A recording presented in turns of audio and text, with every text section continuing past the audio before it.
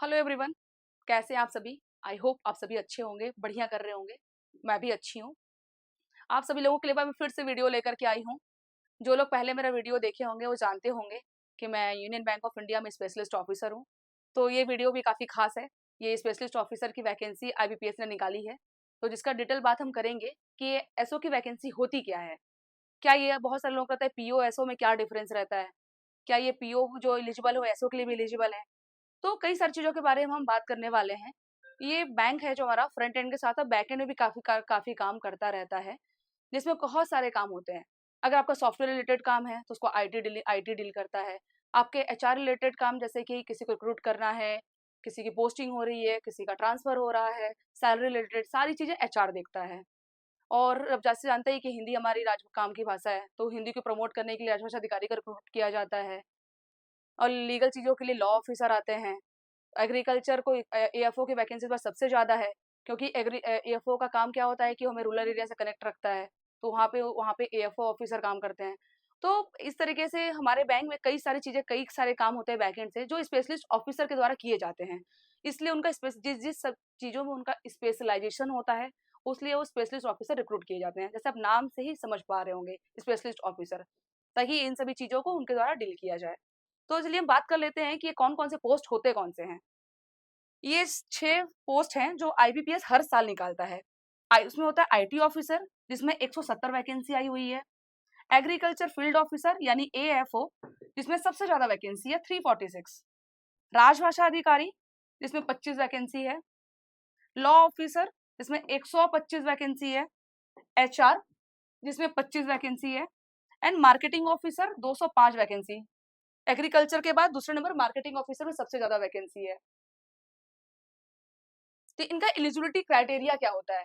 उसमें सारे important date भी आ चुके हैं कि इसका ऑनलाइन एप्लीकेशन कब से भरे जाना है, इसका लास्ट डेट क्या है, मेंस और प्रीलिम्स के एग्जाम कब होने हैं, इवन आपके इंटरव्यू कब होगा और रिजल्ट डिक्लेयर कब होता है। ये आप जानते ही हैं 1 अप्रैल को आपका फाइनल रिजल्ट आ जाता है। आईबीपीएस काफ़ी फास्ट ट्रैक में काम करता है। वो आपका विथिन 6 मंथ में सारी चीज़ें आप इवन बैंक में जॉइन कर लेंगे जुलाई तक। जुलाई से पहले ही आपकी जॉइनिंग भी हो जाएगी एज़ अ स्पेशलिस्ट ऑफिसर। तो आपके पास अब ज़्यादा समय नहीं है, तो अब इंपॉर्टेंट डेट देख लेते हैं हम लोग। 1 अगस्त से आपका 2024 से आपका ऑनलाइन रजिस्ट्रेशन स्टार्ट हो चुका है, जिसका लास्ट डेट है 21 अगस्त। तो लास्ट डेट का बिल्कुल वेट ना करें। लास्ट मिनट्स में प्रॉब्लम से बचने के लिए आप पहले ही अपना फॉर्म फिलअप कर दीजिए। नवंबर में आपका प्रीलिम्स का एग्जाम होगा, दिसंबर में मेंस का एग्जाम हो जाएगा और फरवरी मार्च में आपका इंटरव्यू होगा और 1 अप्रैल तक आपका फाइनल रिजल्ट भी आ जाएगा। उसके बाद आपकी ज्वाइनिंग, जैसे मैंने बताया कि ज्वाइनिंग भी जल्दी हो जाती है। तो ये सारे बैंक्स हैं जिसमें ये वैकेंसीज आई हुई हैं। Union Bank, Bank of Maharashtra, Indian Bank, Punjab and Sindh, सारे नेशनलाइज्ड बैंक होते हैं और ये अपनी वैकेंसीज रिलीज देते हैं इनको जितनी रिक्वायरमेंट होती है। और बात करते हैं एलिजिबिलिटी क्राइटेरिया की, मोस्ट इंपॉर्टेंट, कि इसमें एलिजिबिलिटी क्राइटेरिया होता क्या है। ये 6 जो पोस्ट हैं, ये 6 पोस्ट में भी डिफरेंट डिफरेंट एलिजिबिलिटी चाहिए होती है। एजुकेशनल क्वालिफिकेशन बिल्कुल अलग होता है इसमें, क्योंकि जैसे मैंने आपको पहले ही बताया कि स्पेशलाइजेशन लेकर के इनका ज्वाइनिंग होता है। इस क्योंकि तो फिर देखते हैं कि इसमें क्या होता है। मिनिमम 20 साल होना चाहिए आज आपका और 30 साल मैक्सिमम होना चाहिए। और ये काउंट होकर 2 अगस्त से किया जाएगा। 1994 और 2004 इसके बीच में आपका जन्म होना चाहिए, तब आप इसके लिए एलिजिबल हैं। तो ये आप डेट जरूर देख लीजिए, 2 अगस्त। और ये बाकी जो आपका एज रिलैक्सेशन वो है वो देख लीजिएगा। अब बात करते हैं एलिजिबिलिटी क्राइटेरिया की। राजभाषा अधिकारी का एलिजिबिलिटी क्राइटेरिया होता क्या है और राजभाषा अधिकारी का काम क्या होता है बैंक में। जैसे राजभाषा अधिकारी को बैंक में आपका ओएल ऑफिसर कहते हैं, ऑफिशियल लैंग्वेज ऑफिसर। तो उसका आपका उसमें ऑफिशियल लैंग्वेज यानी कि राजभाषा से काम से संबंधित चीजें हो रही हैं कि नहीं, उसे देखना, उसे उनको इम्प्लीमेंट करवाना। और सारे जो सर्कुलर्स एंड अदर चीजें निकलती हो बाइलिंगुअल निकले, जो होम मिनिस्टर से आदेश आते हैं, जो भी आता है, सभी चीजों को फॉलो करना और करवाना, ये राजभाषा अधिकारी का काम होता है। आमतौर पर स्पेशलिस्ट ऑफिसर हमें कभी भी ब्रांच में आप नहीं उनकी होती है ज्वाइनिंग, वो हमेशा थ्रू आउट उनकी जॉब में वो आरओ या जेडो यानी रीजनल ऑफिस, जोनल ऑफिस या हेड ऑफिस, यहीं पे वो काम करते हैं। उनके ब्रांच में नहीं, स्पेशलिस्ट ऑफिसर ब्रांच में उनका काम पब्लिक डीलिंग नहीं होता है। तो इसमें एलिजिबिलिटी क्या है? Post graduate degree in Hindi, आपका पोस्ट ग्रेजुएशन होना चाहिए हिंदी से और आपका elective subject as a English graduation level पे होना चाहिए। और या फिर आपका पोस्ट ग्रेजुएशन होना चाहिए संस्कृत से, और इंग्लिश एंड हिंदी, इसे ध्यान से देखिएगा आप, और नहीं है, इंग्लिश एंड हिंदी ये दोनों सब्जेक्ट आपके ग्रेजुएशन लेवल पे होने चाहिए, तब आप इस राजभाषा अधिकारी पोस्ट के लिए एलिजिबल हैं। तो जैसे जब मैं तैयारी कर रही थी, तो स्टार्टिंग में मैंने जब पढ़ाई कर रही थी, मेरा ग्रेजुएशन में इंग्लिश से मैंने किया हुआ था, तो इसलिए मैंने पोस्ट ग्रेजुएशन हिंदी से कर लिया ताकि मैं इस एग्जाम के लिए एलिजिबल हो जाऊं। मेरे पास अब उस समय उतने पैसे नहीं थे मेरे पापा के पास कि मुझे एमबीए या फिर इंजीनियरिंग करवा पाए, इसलिए मुझे लगा कि मैं ये ऐसा एग्जाम है, ये ऐसे जिसके मैं एलिजिबल हो सकती हूँ, तो उसके अकॉर्डिंग मैंने अपनी पढ़ाई कर ली।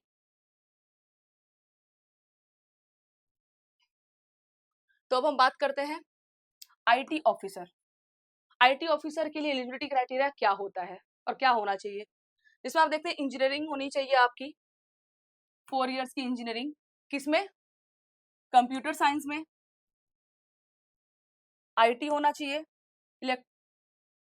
इलेक्ट्रॉनिक साइंस, इलेक्ट्रॉनिक कम्युनिकेशन होना चाहिए, इलेक्ट्रॉनिक टेलीकम्युनिकेशन होना चाहिए, इलेक्ट्रॉनिक इंस्ट्रूमेंटेशन, इससे आपकी इंजीनियरिंग होनी चाहिए यानी बीटेक, या आपका इन सभी सब्जेक्ट सेम सब्जेक्ट के साथ एमटेक होना चाहिए या एमएससी, तो आप आईटी के लिए एलिजिबल हैं। आईटी का भी बहुत इंपॉर्टेंट रोल होता है बैंक में। सॉफ्टवेयर, आजकल सारी चीजें ऑनलाइन जुड़ी हुई हैं, आप जानते होंगे, ऐप हो चाहे आपका सॉफ्टवेयर हो चाहे आपका सिस्टम हो, सभी चीजों के पीछे जिनका मेन रोल होता है वो हमारे आईटी ऑफिसर्स होते हैं। अगर हमारे कहीं भी दिक्कत आ रही होती है तो हम डायरेक्टली आईटी ऑफिसर से डील करते हैं इन सब चीजों के लिए। तो बैंक आईटी ऑफिसर का रिक्रूटमेंट इसलिए करता है। और ये भी अपना for through out life, through out job, ये भी ब्रांच में नहीं जाते हैं, इनका पब्लिक डीलिंग नहीं होता है, ये भी रीजनल ऑफिस, जोनल ऑफिस या हेड ऑफिस में ही रहते हैं। अब थर्ड बात करते हैं हम लोग एग्रीकल्चर फील्ड ऑफिसर, जिसकी सबसे ज्यादा वैकेंसी आई हुई है। इनका भी जॉब रोल बहुत ज्यादा इंपॉर्टेंट होता है, क्योंकि बैंक अगर रूरल एरिया से कनेक्ट करने के लिए इनका बहुत इंपॉर्टेंट रोल है, बहुत महत्वपूर्ण इनका आसान होता है। अगर बैंक की कोई भी स्कीम्स हो, बैंक का कोई भी लोन से रिलेटेड कोई चीजें हो, ये रूरल तक पहुंचाने के लिए, उनको कनेक्टिविटी के लिए एएफओ का रिक्रूटमेंट किया जाता है, इसलिए इनकी सबसे ज्यादा वैकेंसी आई हुई है। तो इसमें क्या चाहिए होता है, 4 इयर्स की डिग्री चाहिए होती है, जैसे इंजीनियरिंग में 4 इयर्स का इंजीनियरिंग चाहिए होता है, इसमें भी 4 इयर्स की डिग्री चाहिए होती है। हॉर्टिकल्चर में, एनिमल हस्बेंड्री में, वेटरनरी साइंस में, डेयरी साइंस में, fishery science, pisciculture, agri marketing and cooperation, cooperation and banking, agro forest, forestry, agricultural biotechnology BTech, agriculture business management, food technology, dairy technology, ये सारी चीजें आप देख लीजिएगा, मैं इनका डिस्क्रिप्शन में दे दूंगी पीडीएफ। तो ये सारी आपका, इसमें आपका 4 इयर्स की डिग्री जरूर होनी चाहिए, तब आप एएफओ के लिए एलिजिबल होते हैं। अब हम बात करते हैं लॉ ऑफिसर की, जो कि लीगल चीजों से के लिए लॉ ऑफिसर का रिक्रूटमेंट किया जाता है। कोई भी चीजें लीगली उनको डील करने के लिए लीगल ऑफिसर हमारे बैंक में काम करते हैं। तो इनका आप देख पा रहे होंगे, bachelor degree in law LLB होनी चाहिए, एंड बार काउंसिल में एज एडवोकेट इनरोल्ड होनी चाहिए, ये इनका एलिजिबिलिटी क्राइटेरिया है। बार काउंसिल, ये ध्यान रखिएगा। अब हम आते हैं एचआर। एचआर का बहुत ही, कह सकते हैं कि बहुत ही, हमारे बैंक में कितने सारे लोग होते हैं, जितने सारे एम्प्लॉयज, हजारों की तादाद में एम्प्लॉयज होते हैं, उनका ट्रांसफर हो गया, उनका अपॉइंटमेंट हो गया, उनकी सैलरी देना, सभी चीजें, कुछ प्रोग्राम ऑर्गेनाइज करवाना है, सभी चीजों को एचआर मैनेज करता है। एचआर का बहुत ही अहम रोल होता है हमारे बैंक में। तो इनके चीजों के लिए एचआर का रिक्रूटमेंट किया जाता है। इनको किस चीज में स्पेशलाइजेशन होता है, इनको क्या चाहिए होता है, क्या एलिजिबिलिटी क्राइटेरिया, वो देख लेते हैं। ग्रेजुएट होने चाहिए, और 2 इयर्स का फुल टाइम पोस्ट ग्रेजुएशन इनका होना चाहिए, या फिर 2 इयर्स का personal management, industrial management, HR, HRD, social work, labour work में इनका पोस्ट ग्रेजुएट डिप्लोमा होना चाहिए, 2 इयर्स फुल। ये 2 क्राइटेरिया है एचआर में आने के लिए। लास्ट, अब हम बात करते हैं मार्केटिंग ऑफिसर की। मार्केटिंग ऑफिसर का क्या रोल होता है, हमारे बैंक का कोई प्रोडक्ट है, उसको आम जनता तक पहुंचाते हैं हमारे मार्केटिंग ऑफिसर। वो मार्केट का एनालिसिस करते हैं, रिसर्च करते हैं, ताकि उससे रिलेटेड वो काम करते हैं बैंक में। इनमें इनका ग्रेजुएशन होना चाहिए, और 2 इयर्स का फुल एमएमएस और एमबीए होना चाहिए, और 2 इयर्स का full time PGDBA, PGDBM, PGPM, PGDM, specialise in marketing में होना चाहिए। ये इनका एलिजिबिलिटी क्राइटेरिया है। जैसे आपने देखा कि हमारे यहाँ जो 6 पोस्ट हैं उसमें क्या क्या वैकेंसीज आई हुई हैं, क्या क्या उनका एलिजिबिलिटी क्राइटेरिया क्या है, उनको क्या काम करते हैं, और उनका कोई पब्लिक डीलिंग नहीं होता है। उनका एग्जाम तीन पैटर्न में एग्जाम होता है, पहले प्रीलिम्स, मेंस और इंटरव्यू, और लास्ट में फाइनल रिजल्ट आता है।